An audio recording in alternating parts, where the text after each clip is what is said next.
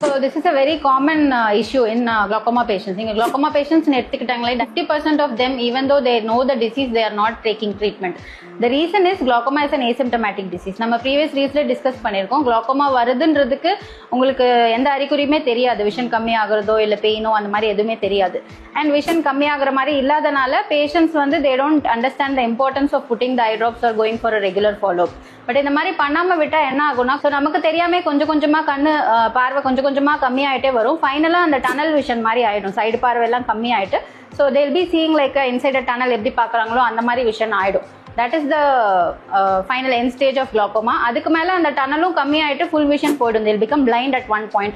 அப்பதான் வந்து they'll realize that vision போயிடுச்சுன்றது, and it is an irreversible loss. Once vision is gone, எங்க போனாலும் treatment கிடையாது. ஸோ முன்னாடி நம்ம பார்த்து ரெகுலர் செக்கப்புக்கு போயிட்டு தெரிஞ்சுக்கிட்டு இந்த ட்ராப்ஸ் எல்லாம் போட்டு ஃபாலோ பண்ணா இது நடக்காம நம்மளால ப்ரிவென்ட் பண்ண முடியும். இப்போ பேசின டாபிக்ல உங்களுக்கு ஏதாவது ஃபர்தர் questions and queries இருந்துச்சுன்னா you can book an appointment with us. We will get back to you with further solutions.